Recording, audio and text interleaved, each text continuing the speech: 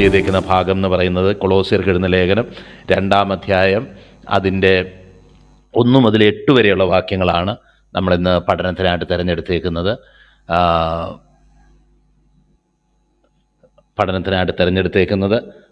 ഈ ഭാഗത്തെ ഓർത്ത് ഞാൻ ദൈവത്തെ സ്തുതിക്കുന്നു. കഴിഞ്ഞ ദിവസങ്ങളിൽ ക്രിസ്തു ആരാണെന്നും ആ ക്രിസ്തുവിൻ്റെ പ്രീഎമിനൻസ് അല്ലെങ്കിൽ കർത്താവിൻ്റെ പ്രാധാന്യം, അത് അവൻ സൃഷ്ടിയിലും വീണ്ടെടുപ്പിലും അവൻ കർത്താവിൻ്റെ അവനിൽ സർവസമ്പൂർണത വസിച്ചതായിട്ടും ഈ സൃഷ്ടിയിലും വീണ്ടെടുപ്പിലും കർത്താവിൻ്റെ പ്രാധാന്യം മുമ്പനാകേണ്ടതിന്, സകലത്തിലും ശ്രേഷ്ഠനാകേണ്ടതിന് എന്ന് നമ്മൾ വായിച്ചതുപോലെ ഈ എല്ലാ ദൈവീക പദ്ധതികളിലും കർത്താവിൻ്റെ പ്രാധാന്യം, അവൻ ദൈവത്തിൻ്റെ അദൃശ്യനായ ദൈവത്തിൻ്റെ പ്രതിമയും സകല സൃഷ്ടിക്കും ആദ്യജാതനും എന്നൊക്കെയുള്ള കാര്യങ്ങളെപ്പറ്റി നമ്മൾ കഴിഞ്ഞ ദിവസങ്ങളിൽ വിശദമായിട്ട് നമുക്ക് ചിന്തിക്കാനായിട്ട് ഇടയായിട്ട് തീർന്നു. ഇനി ആ ഭാഗത്തേക്ക് ഞാൻ പോകാനായിട്ട് ആഗ്രഹിക്കുന്നില്ല. വളരെ തെറ്റിദ്ധരിപ്പിക്കപ്പെടുന്ന ദൈവവചന ഭാഗങ്ങളാണെങ്കിലും അതിൻ്റെ അർത്ഥം എന്ന് പറയുന്നത് ഒരിക്കലും ആദ്യമായി സൃഷ്ടിക്കപ്പെട്ടവൻ എന്നുള്ള അർത്ഥത്തിലല്ല ദൈവത്തിൻ്റെ വചനത്തിൽ പറഞ്ഞേക്കുന്നത്. ദൈവസന്നിധിയിൽ യേശുക്രിസ്തുവിനുള്ള പ്രാധാന്യത്തെയും ഇമ്പോർട്ടൻസിനെയും കാണിക്കുന്ന ഒരു വാക്കാണ് ഈ ആദ്യജാതൻ എന്നുള്ളത്. നമ്മളതിൻ്റെ മൂലഭാഷയിലുള്ള അർത്ഥമൊക്കെ എടുത്ത് നമ്മൾ ചിന്തിക്കാനായിട്ട് ഇടയായിട്ട് തീർന്നു. ആ സാഹചര്യങ്ങൾ വിവരിക്കാനിടയായി തീർന്നു. തുടർന്ന് ദൈവത്തിൻ്റെ വചനത്തിൽ പറയുന്ന കാര്യമാണ് നമ്മൾ കണ്ടത്.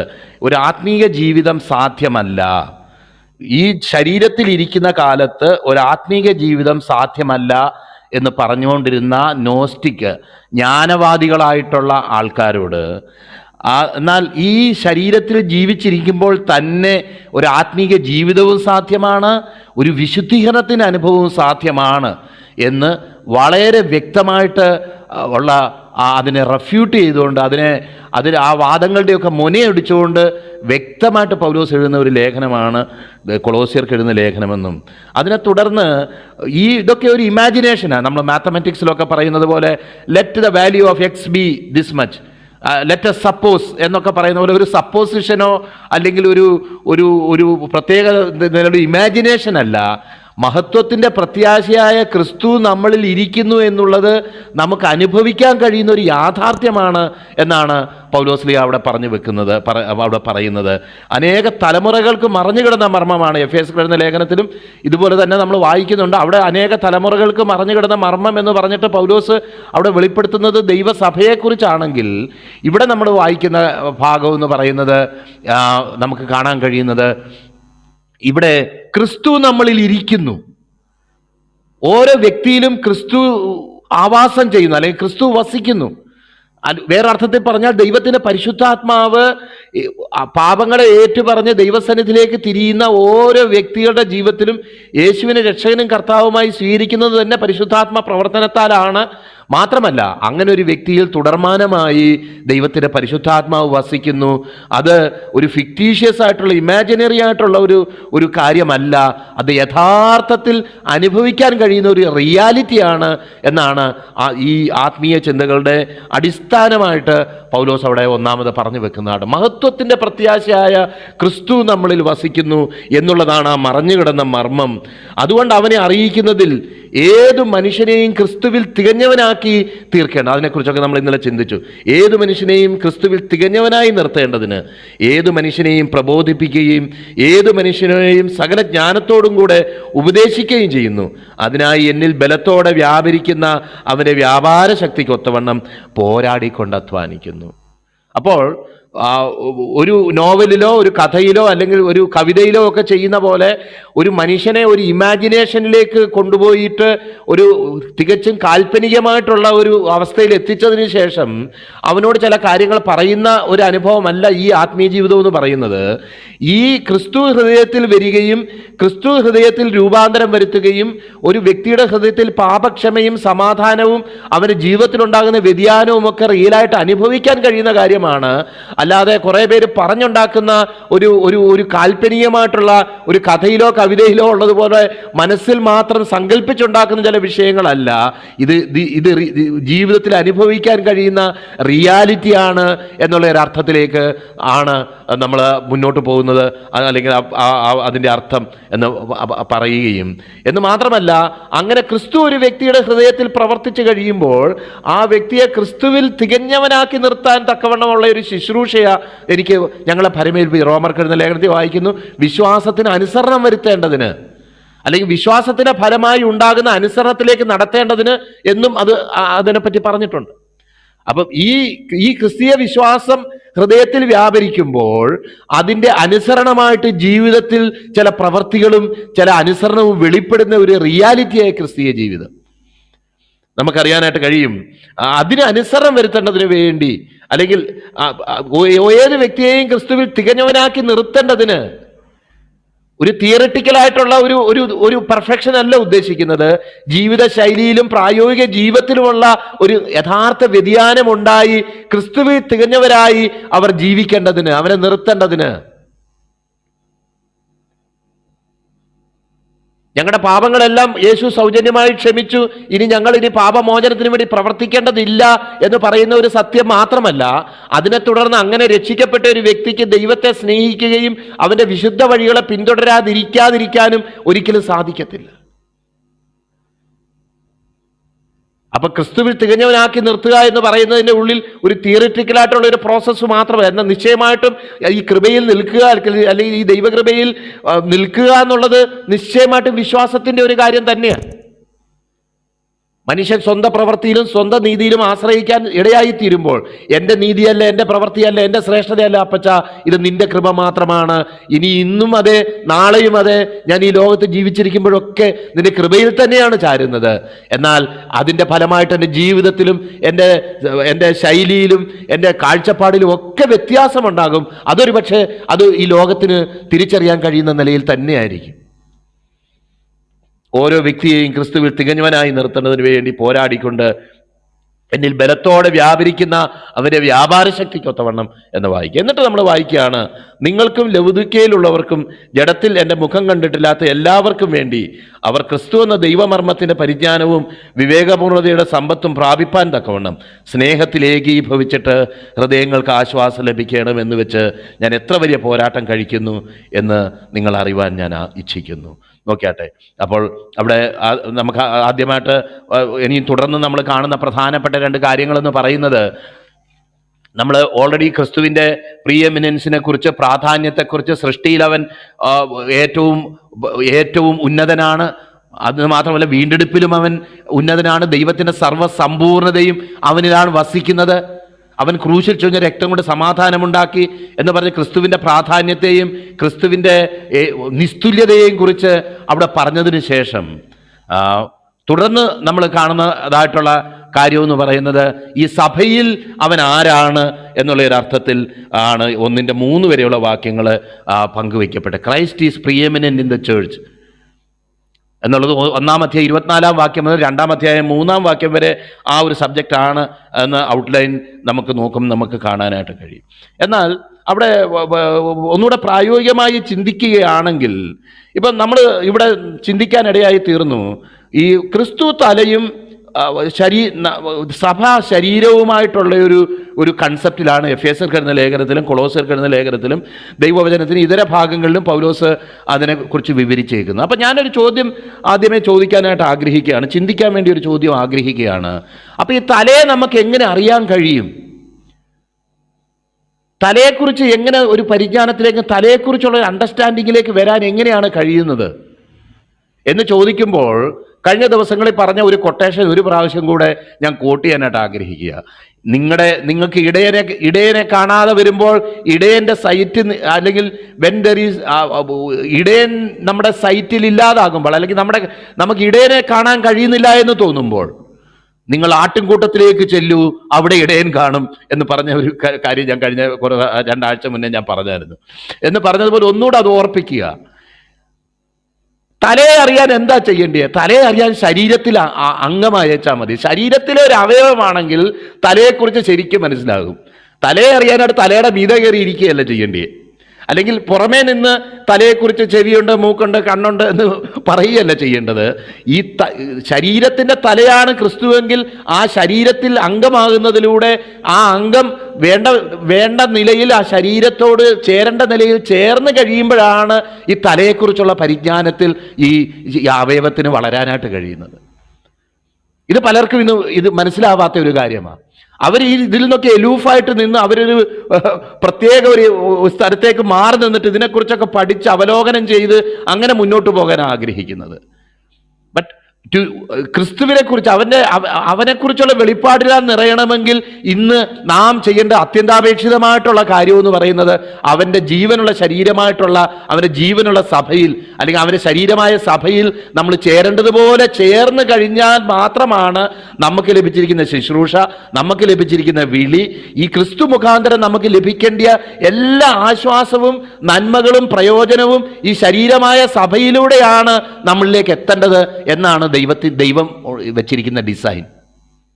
നമുക്കതിൻ്റെ 2-ാം അധ്യായം തുടർന്ന് നമുക്ക് അതിൻ്റെ 2-ാം അധ്യായം എനിക്ക് തോന്നുന്നു 18-ാം വാക്യമാണെന്ന് തോന്നുന്നു. അവിടെ 19-ാം വാക്യം, തലയായവനിൽ നിന്നല്ലോ ശരീരം മുഴുവൻ സന്ധികളാലും ഞരമ്പുകളാലും ചൈതന്യം ലഭിച്ചും ഏകീഭവിച്ചും ദൈവികമായ വളർച്ച പ്രാപിക്കുന്നു. അപ്പോൾ ഈ തലയെ അറിയാൻ, ഈ തലയിൽ നിന്ന് വളർച്ച പ്രാപിക്കാൻ, ഈ തലയെക്കുറിച്ചുള്ള പരിജ്ഞാനത്തിൽ ഒരു വ്യക്തി വളരുവാൻ അവൻ ആ ശരീരത്തിൽ സന്ധികളാലും ഞരമ്പുകളാലും ചൈതന്യം ലഭിച്ചും ഏകീഭവിച്ചും ദൈവികമായ വളർച്ച പ്രാപിക്കാൻ തക്കവണ്ണം he should be positioned in the right place, in the right slot where which God has destined for him, and that is the way he comes to grow in the knowledge of Christ. ക്രിസ്തുവിനെ കുറിച്ചുള്ള പരിജ്ഞാനത്തിൽ വളരാൻ തക്കവണ്ണം ആ സഭയിലാണ് നമ്മൾ ഏകീഭവിക്കും. നമുക്കവിടെ ഇപ്പം വായിച്ച ഭാഗത്ത് നമുക്ക് കാണാൻ കഴിയും, നിങ്ങൾക്കും ലൗദിക്കയിലുള്ള ജഡത്തിൽ എൻ്റെ മുഖം കണ്ടിട്ട്, ലൗദിക്കക്കാരെ കുറിച്ച് നമുക്കറിയാം, അവർ ശീതോഷ്ണവാനെന്ന് വെളിപ്പാട് പുസ്തകം ഇത് ഈ ലേഖനം എഴുതുന്ന കാലത്തല്ല, ഒരു 20 വർഷം 30 വർഷത്തിന് ശേഷം യോഹന്നാൻ എഴുതുമ്പോൾ നിങ്ങൾ ഉമിണ്ണു കളയാനേ നിങ്ങളെ കൊള്ളത്തുള്ളൂ, ഉഷ്ണവാനുമല്ല ശീതവാനുമല്ല ലവോദിക്ക സഭയ്ക്ക് എഴുതുന്നത് നമുക്ക് അറിയാനായിട്ട് കഴിയും. അപ്പോൾ അതൊന്ന് മനസ്സിൽ വെച്ചാൽ മാത്രം മതി. അതാണ് അതിൻ്റെ കോണ്ടക്സ്റ്റ് എന്ന് ഞാൻ അന്നേരം പറയുമല്ല, അത് അവരാണ് ഈ ആൾക്കാരെന്ന് തിരിച്ചറിയാൻ വേണ്ടി ഞാൻ പറഞ്ഞതാണ്. അപ്പോൾ അവർക്ക് വേണ്ടി, എല്ലാവർക്കും വേണ്ടി ഞങ്ങൾ എത്ര വലിയ പോരാട്ടം കഴിക്കുന്നു എന്ന് നിങ്ങൾ ഇച്ഛിക്കാൻ നിങ്ങൾ അറിവാൻ ഞങ്ങൾ ഇച്ഛിക്കുന്നു. ഇന്നലെ ബിജോ ബ്രദർ ഓൾറെഡി പറഞ്ഞു, ഈ പോരാട്ടം എന്ന് പറയുമ്പം ഒന്നാമത്തെ കോണ്ടക്സ്റ്റിൽ അവിടെ വരുന്നത് പ്രാർത്ഥനയിലുള്ള പോരാട്ടമാണ് എന്ന് മാത്രമല്ല. പൗലോസ് ഇപ്പോൾ റോമൻ കാരാഗ്രഹത്തിലായിരിക്കും, അദ്ദേഹത്തിന് ഏറ്റവും ബെസ്റ്റായിട്ട് ചെയ്യാൻ കഴിയുന്ന കാര്യം എന്ന് പറയുന്നത് ഈ ഭക്തന്മാർക്ക് വേണ്ടി വളരെ മീനിങ് ഫുള്ളായിട്ട് അവർക്ക് വേണ്ടി പ്രാർത്ഥിക്കാൻ കഴിയുന്നു എന്നുള്ളതാണ് പ്രധാനപ്പെട്ട കാര്യമെന്നും മാത്രമല്ല, അങ്ങനെ ക്രിസ്തു എന്ന ദൈവമർമ്മത്തിൻ്റെ പരിജ്ഞാനവും വിവേകപൂർണതയുടെ സമ്പത്തും.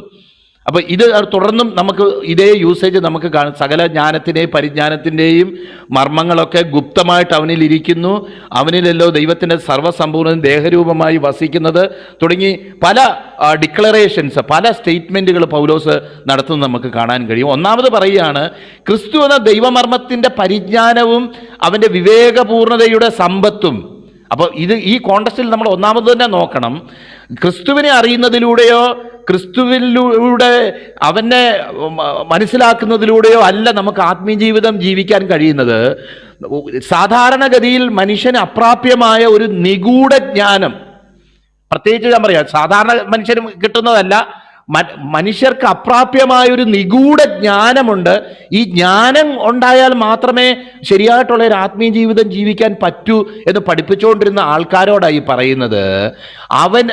ക്രിസ്തുവിൽ ഏകീഭവിച്ചിട്ട ഒരു വ്യക്തിക്ക് ഈ പരിജ്ഞാനവും വിവേകപൂർണതയുടെ സമ്പത്തും ലഭിക്കാനായിട്ട് സാധിക്കണമെങ്കിൽ അവൻ പ്രാപിക്കാൻ തക്കവണ്ണം സ്നേഹത്തിൽ ഏകീഭവിക്കേണ്ട ആവശ്യമുണ്ട്.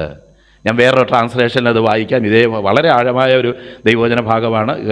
കുറേ വർഷം മുന്നേ ഞാനിത് പഠിപ്പിച്ച സമയത്താണ് ഇങ്ങനെയാണ് ഇതിൻ്റെ അർത്ഥമെന്ന് എനിക്ക് കുറച്ചുകൂടെ ഗ്രഹിക്കാനായിട്ട് കഴിയുന്നത്. നിങ്ങൾക്കും വേണ്ടിയും ലവുദിക്കയിലുള്ളവർക്ക് വേണ്ടിയും എൻ്റെ മുഖം നേരിട്ട് കണ്ടിട്ടില്ലാത്ത അനേകർക്ക് വേണ്ടിയും ഞാൻ എത്ര ശക്തമായി പോരാടുന്നെന്ന് നിങ്ങൾ അറിയണമെന്ന് ഞാൻ ആഗ്രഹിക്കുന്നു. സ്നേഹത്താൽ പരസ്പര ബദ്ധമായ നിങ്ങളുടെ ഹൃദയങ്ങൾക്ക് ആശ്വാസവും സുനിശ്ചിതമായ ബോധ്യത്തിൻ്റെ പൂർണ്ണ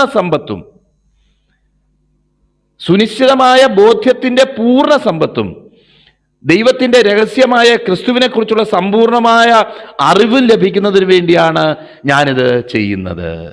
അപ്പൊ പല കാര്യങ്ങൾ അവിടെ അർത്ഥമാക്കുന്നുണ്ട്. ഇംഗ്ലീഷിൽ വായിക്കുന്നത് I want to know how much I am struggling for you and for those at Laodicea and for all who have not met me personally. My purpose is that they may be encouraged in heart and united in love, so that they may have the full riches of complete understanding, in order that they may know the mystery of God, namely Christ. ക്രിസ്തു എന്ന ദൈവമർമ്മത്തിൻ്റെ ആ mystery അറിയാൻ തക്കവണ്ണം, complete അണ്ടർസ്റ്റാൻഡിങ്ങിലേക്ക് വരാൻ തക്കവണ്ണം നിങ്ങൾ be united in love, so that you may have the full riches of complete understanding, in order that you may know the mystery of God, namely Christ. അപ്പം നോക്കിയാട്ടെ, അപ്പം ഈ ക്രിസ്തുവിൽ ഉള്ള പരിജ്ഞാനത്തിൻ്റെയും ജ്ഞാനത്തിൻ്റെയും വിവേകപൂർണതയുടെ സമ്പത്തും ഗ്രഹിക്കാൻ തക്കവണ്ണം ഇവിടെ പറയുന്നത് അവൻ്റെ ശരീരത്തോടുള്ള ബന്ധം, അവർ സ്നേഹത്തിൽ ഏകീഭവിച്ചിട്ടാണ്. ഇത് ക്രിസ്തീയ ജീവിതം എന്ന് പറഞ്ഞാൽ നമുക്കറിയാമല്ലോ, ഒരു പഞ്ചാര കുപ്പിക്കുള്ളിലിട്ടിട്ട് അതിൻ്റെ പുറംഭാഗം ടേസ്റ്റ് ചെയ്ത് നോക്കിയിട്ട് മധുരിക്കുന്നു എന്ന് പറയുന്നതല്ല. ഇത് അനുഭവിക്കാൻ കഴിയുന്നത് അവൻ്റെ ശരീരത്തിലാണ് നാം ഉള്ളതെങ്കിൽ, അവൻ്റെ ശരീരമായ സഭയോട് ബന്ധപ്പെട്ടാണ് നാം ഇരിക്കുന്നതെങ്കിൽ, നമ്മൾ സൂപ്പർഫിഷ്യലായിട്ട് പല കാര്യങ്ങളും പറയും, സഭയെക്കുറിച്ചുള്ള പല കുറവുകളും കുറ്റങ്ങളും ഒക്കെ നമ്മുടെ മനസ്സിൽ ആദ്യം വരും. എന്നാൽ തന്നെ ഇതൊക്കെ സൂപ്പർഫിഷ്യലായിട്ടുണ്ടെങ്കിൽ തന്നെ എൻ്റെ പ്രിയപ്പെട്ടവരെ, ഒരു കാര്യം സത്യമാണ്, ദൈവത്തിൻ്റെ വചനത്തിൽ ദൈവത്തിൻ്റെ സഭയെക്കുറിച്ച് ദൈവം എന്ത് വിചാരിച്ചിട്ടുണ്ടോ അത് കർത്താവ് ഫുൾഫിൽ ചെയ്യുന്നുണ്ട്. നമ്മൾ പലപ്പോഴും അതിൻ്റെ ചില ഡിസ്പാരിറ്റീസ് നമ്മൾ പുറത്തുനിന്ന് നോക്കി നിന്ന് കാണും എന്നുള്ളത് ശരിയാണ്, ചിലതൊക്കെ സത്യവുമാണെന്ന് നമുക്ക് തോന്നും. എന്നാൽ തന്നെ കർത്താവ് തൻ്റെ പരിശുദ്ധാത്മാവിനാൽ തൻ്റെ പർപ്പസ് ഫുൾഫിൽ ചെയ്യുന്നുണ്ട് എന്നുള്ള ഒരു കാര്യം നമ്മൾ മനസ്സിലാക്കും. അപ്പോൾ ഈ ക്രിസ്തുവിലുള്ള ഈ പരിജ്ഞാനവും വിവേകപൂർണതയുടെ സമ്പത്തും ഒക്കെ ലഭിക്കുന്നതിന് അത് കേവലം ഒരു പുസ്തകമോ അല്ലെങ്കിൽ വേറെ എന്തെങ്കിലും കാര്യങ്ങൾ വായിച്ചിട്ട് മാത്രമല്ല എന്നാണ് ഞാൻ പറഞ്ഞത്.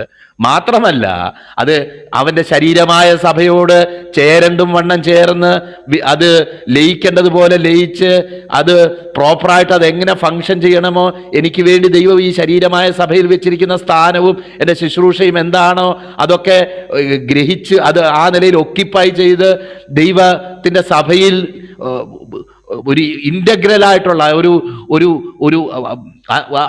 അതിൽ വേർതിരിക്കാനാവാത്തൊരു ഭാഗമായിട്ട് നമ്മൾ ചേർന്ന് ആ ശരീരത്തിൽ പ്രവർത്തിക്കുമ്പോഴാണ് ഈ യഥാർത്ഥത്തിലുള്ള ആ ദൈവികമായിട്ടുള്ള ആശ്വാസം ഇവിടെ പറഞ്ഞേക്കുന്നത്.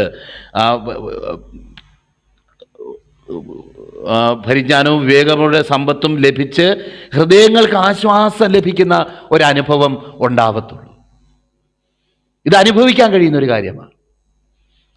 മാത്രമല്ല, എൻ്റെ സമയം പോകുന്നതുകൊണ്ട് ഞാൻ കൂടുതൽ അതിൽ നിൽക്കുന്നില്ല, ജസ്റ്റ് ഐഡിയ മാത്രം ഞാൻ പറഞ്ഞതേ ഉള്ളൂ. അവനിൽ ജ്ഞാനത്തിൻ്റെയും പരിജ്ഞാനത്തിൻ്റെയും നിക്ഷേപങ്ങളൊക്കെയും ഗുപ്തമായിട്ടിരിക്കുന്നു. നമ്മൾ നേരത്തെ നമ്മൾ ചിന്തിച്ചു, അവനിൽ എല്ലാ ജ്ഞാനത്തിൻ്റെയും പരിജ്ഞാനത്തിൻ്റെയും മർമ്മങ്ങളെല്ലാം നിക്ഷേപങ്ങളൊക്കെയും ഗുപ്തമായിട്ടിരിക്കുന്നു എന്ന് പറഞ്ഞു. അപ്പോൾ ഈ യഥാർത്ഥത്തിലുള്ള ജ്ഞാനം എന്താ? അത് ദുരൂഹമായ എവിടുന്നോ മനുഷ്യനിലേക്ക് കടന്നു വരുന്ന അവന് തന്നെ അത് എന്താണെന്ന് പറയാൻ കഴിയാത്ത നിലയിലുള്ളൊരു സംഗതിയല്ല. ജ്ഞാനമതക്കാർ പറഞ്ഞുകൊണ്ടിരുന്നത് പോലെ അതിനേക്കാളും ഈ ജ്ഞാനം എന്ന് പറയുന്നത് അത് ക്രിസ്തുവിലാണ് ഉള്ളത്. അത് ഓരോ മനുഷ്യനെയും സ്വതന്ത്രമാക്കുകയും അവൻ്റെ പാപത്തിൽ നിന്ന് വിടുതൽ നൽകുകയും ദൈവം അവനെക്കുറിച്ച് എന്ത് ആഗ്രഹിക്കുന്നോ ആ നിലവാരത്തിൽ ആത്മീയമായിട്ട് ആയിത്തീരാനും ഇടയാക്കി തീർക്കുന്ന ക്രിസ്തുവിൽ നമുക്ക് അനുഭവിക്കാൻ കഴിയുന്ന ഒരു സംഗതിയാണ് ഈ ജ്ഞാനം എന്ന് പറയുന്നത്. അവൻ്റെ ശരീരത്തിൽ ആ തലയോട് ബന്ധിക്കപ്പെടേണ്ട പോലെ ബന്ധിക്കപ്പെട്ട് കഴിയുമ്പോൾ ദൈവം തൻ്റെ വെളിപ്പാടിനാൽ നമുക്ക് നൽകുന്ന ഒരു കാര്യമാണ്. നമുക്കത് അനുഭവിക്കാൻ കഴിയുന്നതാണെന്നും ഈ ആശ്വാസവും സ്നേഹവും ഒക്കെ നമുക്ക് അനുഭവിക്കാൻ കഴിയുന്ന കാര്യമാണെന്നും അവിടെ ദൈവദാസൻ എടുത്ത് പറയുക. ഇതിനെ എങ്ങനെ വിവരിക്കണം എന്ന് എനിക്ക് പറയാൻ കഴിയില്ല. കാരണം ഈ നോസ്റ്റിസിസം എന്താണെന്നുള്ളത് വായിച്ച് മനസ്സിലാക്കിയിട്ടുള്ളതല്ലാതെ ശരിയായിട്ടുള്ള ഒരു നോസ്റ്റിക്കിനെ ഇതുവരെ കണ്ടിട്ടുണ്ടോ അല്ലെങ്കിൽ നമ്മൾ അറിഞ്ഞിട്ടുണ്ടോ എന്ന് എനിക്ക് തന്നെ സംശയമുണ്ട്. കാരണം എന്നിട്ട് അവിടെ എഴുതിയേക്കാണ്, നിങ്ങളെ വശീകരണ വാക്കുകൊണ്ട് ആരും ചതിക്കാതിരിക്കാൻ സൂക്ഷിച്ചുകൊള്ളി. വശീകരണ വാക്കുകൊണ്ട് ആരും നിങ്ങളെ ചതിക്കാതിരിക്കാൻ ഞാൻ സൂക്ഷിച്ചുകൊള്ളി. അപ്പം അനേക നിലയിലുള്ള വശീകരണ വാക്കുകളാണ് നമുക്ക് ദൈവവചനത്തിൻ്റെ ആദ്യം മുതൽ നമുക്ക് കാണാൻ കഴിയുന്നത്. നമുക്ക് ഏദൻ തോട്ടത്തിൽ തുടങ്ങി അവിടെ പറയുക വശീകരണ വാക്ക് എന്തായിരുന്നു? വെറുതെ ദൈവം പറഞ്ഞു തന്നെ, അങ്ങനൊന്നും നിങ്ങൾ മരിക്കത്തൊന്നുമില്ല, അത് തിന്നുന്ന നാളിൽ നിങ്ങൾക്ക് ബുദ്ധി കൂടുതൽ വെച്ച് നിങ്ങൾ ദൈവത്തെ പോലാകും. That is what is going to happen. ഒരിക്കലും ഒന്നും സംഭവിക്കാൻ പോകുന്നില്ലെന്ന്. എഫേസ്യർ എന്ന ലേഖനത്തിലും ഇതേ വാക്ക് നമ്മൾ വായിക്കുന്നുണ്ട്. വ്യർത്ഥവാക്കുകളാൽ ആരും നിങ്ങളെ ചതിക്കരുത് എന്നാണ് നമ്മളവിടെ വായിക്കുന്നത്. വ്യർത്ഥവാക്ക്, ഈ പാമ്പ് ഹവ്വയോട് പറഞ്ഞ ഒരു വ്യർത്ഥവാക്കാ.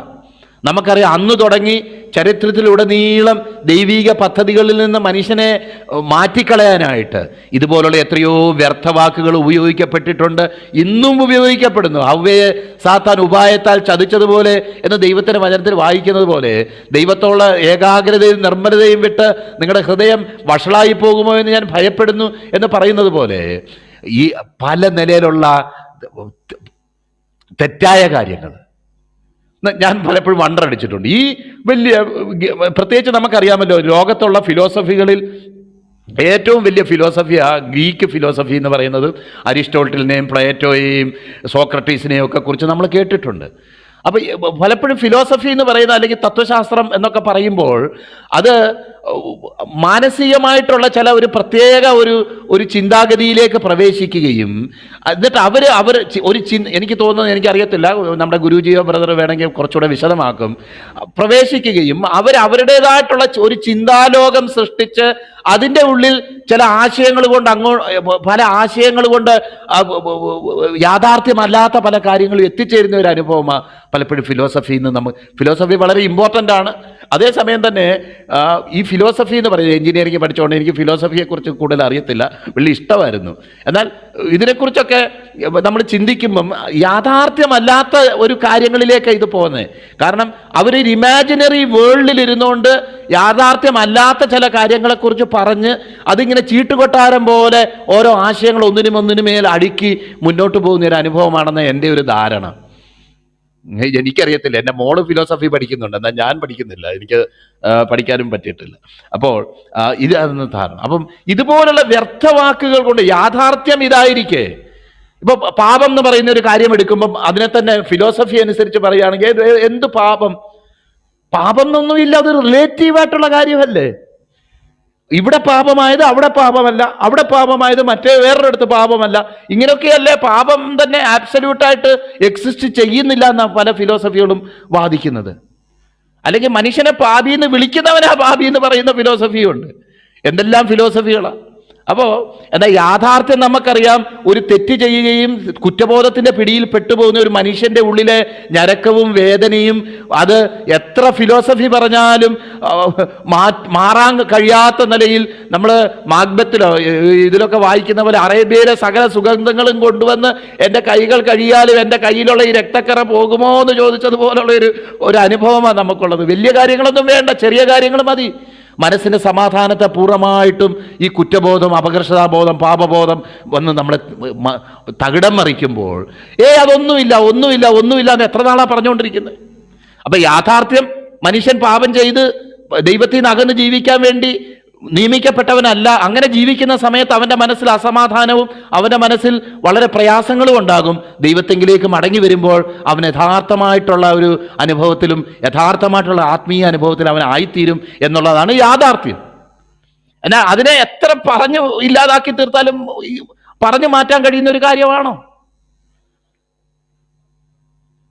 അതുകൊണ്ട് വശീകരണ വാക്കുകൾ കൊണ്ട് ഇന്ന് നമുക്കറിയാം ഇങ്ങനെ തെറ്റിപ്പോയിട്ടുള്ള എത്രയോ പേരുണ്ട്. അവരുടെ അടിസ്ഥാനം എന്ന് പറയുന്നത് ബൈബിൾ വാക്യമൊക്കെ അവർ പറയുന്നുണ്ടെങ്കിലും അവരുടെ ഉപദേശത്തിൻ്റെ അടിസ്ഥാനം എന്ന് പറയുന്നത് ഇതുപോലുള്ള പല ഫിലോസഫികളുമാണ്. പല ചിന്തകളുമാണ്. അത് സംസാരിച്ച് ചെല്ലുമ്പോഴാണ് നമുക്ക് മനസ്സിലാകുന്നത്, ഓ ബൈബിൾ വാക്യം പറയുന്നുണ്ടെങ്കിലും സംഗതി ആള് വേറെയാണെന്ന് നമുക്ക് മനസ്സിലാകുന്നത് അന്നേരമാണ്. നോക്കിയാട്ടെ, ആരും നിങ്ങളെ ചതിക്കാതിരിക്കാൻ ഇത് പറയുന്നു. ഈ ശരീരം കൊണ്ട് ദൂരസ്ഥനെങ്കിലും ആത്മാവ് കൊണ്ട് നിങ്ങളോട് കൂടെയുള്ളവനായി. അപ്പം ക്രിസ്തീയ കൂട്ടായ്മയ്ക്ക് രണ്ടുപേര് ഭൗതികമായിട്ട് ശാരീരികമായിട്ട് അടുത്തടുത്തിരിക്കണം എന്ന് നിർബന്ധമില്ല. അതും ഒരു കൂട്ടായ്മ, ഒരേ ഹോളിൽ ഒരേ സ്ഥലത്ത്. എന്നാൽ സ്നേഹത്താൽ നമ്മൾ ബന്ധിക്കപ്പെട്ട് കഴിയുമ്പം എത്ര ദൂരെ ഇരിക്കുന്ന സഹോദരങ്ങൾക്ക് വേണ്ടിയും ആത്മാർത്ഥമായിട്ട് പ്രാർത്ഥിക്കാനും ഒരു പരിധിവരെ പരിശുദ്ധാത്മാവിൽ ഒരു കൂട്ടായ്മയിൽ അനുഭവിക്കാനും നമുക്ക് സാധിക്കും. എൻ്റെ മകൻ ഈ ഒരു അഡോബ് എന്ന് പറയുന്ന ഒരു ഇൻ്റർനാഷണൽ ആയിട്ടുള്ള ഒരു ഇതിലാണ് വർക്ക് ചെയ്യുന്നത്. അപ്പോൾ അവനോട് ഞാൻ കഴിഞ്ഞ ദിവസം ചോദിച്ചു, എന്താ മോനെ നിൻ്റെ ജോലി? അത് വേറെ ഏതൊക്കെയോ രാജ്യങ്ങളിലുള്ള ആൾക്കാരുടെ കമ്പ്യൂട്ടറുകൾ കേടാകുമ്പം നമ്മൾ അവരുടെ കമ്പ്യൂട്ടറിൽ കയറി അവരുടെ കമ്പ്യൂട്ടർ ശരിയാക്കി കൊടുക്കും. അതിൻ്റെ അഡോബിനെ സംബന്ധിച്ചുള്ള കാര്യങ്ങൾ അതാണ്. അപ്പോൾ എനിക്കത് വണ്ടറായിട്ട് തോന്നി. ഇവിടെ ഇരുന്നുകൊണ്ട് ദൂരെയുള്ള കൺട്രിയിലിരിക്കുന്ന ഒരു വ്യക്തിയുടെ കമ്പ്യൂട്ടർ ശരിയില്ലാന്ന് അറിയുമ്പോൾ അതിൻ്റെ ഉള്ളിൽ കയറി ഇവിടെ ഇരുന്നുകൊണ്ട് ചെയ്യാൻ. എൻ്റെ കമ്പ്യൂട്ടറും അതുപോലെ ചില ആശാന്മാർ ശരിയാക്കി തരും. ഇവിടെ പഞ്ചാബിലൊരു ബ്രദറുണ്ട്. ആ ബ്രദർ ഇടയ്ക്ക് ബ്രദറെ ഇന്ന ഇതുപോലെ ചെയ്യുമെന്ന് പറഞ്ഞ് പുള്ളി ഉടനെ എൻ്റെ കമ്പ്യൂട്ടർ കയറി എൻ്റെ കമ്പ്യൂട്ടർ ശരിയാക്കും. കമ്പ്യൂട്ടറിൽ ഒരു ഇന്റർനെറ്റ് വെച്ച് ഇത്രയും ചെയ്യാൻ കഴിയുന്നെങ്കിൽ പരിശുദ്ധാത്മാവിൽ ലോകം മുഴുവൻ നിറഞ്ഞു നിൽക്കുന്ന ദൈവിക തൃത്വത്തിലെ മൂന്നാമനായിട്ടുള്ള ദൈവത്തിന് പരിശുദ്ധാത്മാവ് മുഖാന്തരം എത്ര അധികം ഈ കൂട്ടായ്മ അനുഭവിക്കാൻ കഴിയും. പൗലോസ് പറയാ, ശരീരം കൊണ്ട് ഞാൻ ദൂരസ്ഥനെങ്കിലും ആത്മാവ് കൊണ്ട് നിങ്ങളുടെ കൂടെയുള്ളവനായി. നിങ്ങളുടെ വിശ്വാസത്തിലെ ഓർഡറും ക്രമവും ഇത് കണ്ട് ഞാൻ സന്തോഷിക്കുന്നു. നിങ്ങളുടെ വിശ്വാസത്തിന്റെ സ്ഥിരതയും കണ്ട് സന്തോഷിക്കുന്നു. അതുകൊണ്ട് ആരും നിങ്ങളെ എന്ത് ചെയ്യരുത്, വ്യർത്ഥവാക്കുകൊണ്ട് ചതിക്കാൻ ഇടയായി തീരരുത്. ഇന്നലെ നമ്മൾ ചിന്തിച്ചതുപോലെ തന്നെ രക്ഷയുണ്ട്, രക്ഷയുടെ ഉറപ്പുമുണ്ട്. അപ്പം ആ ഒരു കാര്യം കൂടി ഇവിടെ അന്തർലീനമായിട്ടുണ്ട് എന്നെനിക്ക് ആ ഭാഗം വായിക്കുമ്പോൾ ഞാൻ തോന്നുന്നുണ്ട്. കാരണം ക്രിസ്തുവിൻ്റെ ഉള്ള പൂർണ്ണ വിവേകപൂർണ്ണ സമ്പത്തും അത് ഗ്രഹിപ്പാൻ എന്ന് പറയുമ്പോൾ ഇംഗ്ലീഷ് നമ്മൾ വായിക്കുമ്പോൾ നമുക്ക് അറിയാൻ കഴിയുന്നത് ഒരു ക്രിസ്തുവിനെ കുറിച്ചുള്ള ഒരു ഫുൾ അണ്ടർസ്റ്റാൻഡിങ്ങിലേക്ക്. ആദ്യം കൃപയാൽ രക്ഷിക്കപ്പെട്ട് പിന്നെ എൻ്റെ പെർഫോമൻസ് കൊണ്ട് ജീവിക്കുന്നു എന്നുള്ളതല്ല.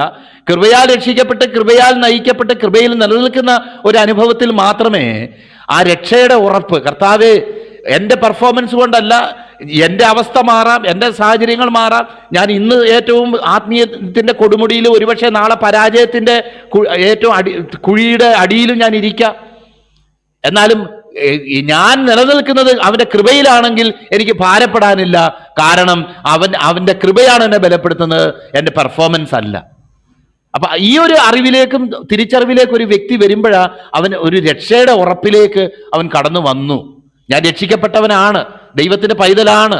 ഏത് അർദ്ധരാത്രിക്ക് ചോദിച്ചാലും ഏതൊക്കെ ആകാശവും ഭൂമിയെല്ലാം മാറി മറിഞ്ഞാലും ആ ഒരു ഉറപ്പിൽ ഒരു ദൈവത്തിന്റെ പൈതൽ നിലനിൽക്കാനായിട്ട് കഴിയുക എന്നുള്ളത് ഭാഗ്യകരമായിട്ടുള്ള ഒരു അനുഭവമാണ്. നമുക്കറിയാനായിട്ട് കഴിയും. തുടർന്ന് ഇതേ കാര്യങ്ങൾ തന്നെയാണ് പറയുന്നത്. രണ്ട് കാര്യങ്ങളാണ് പറയുന്നത്.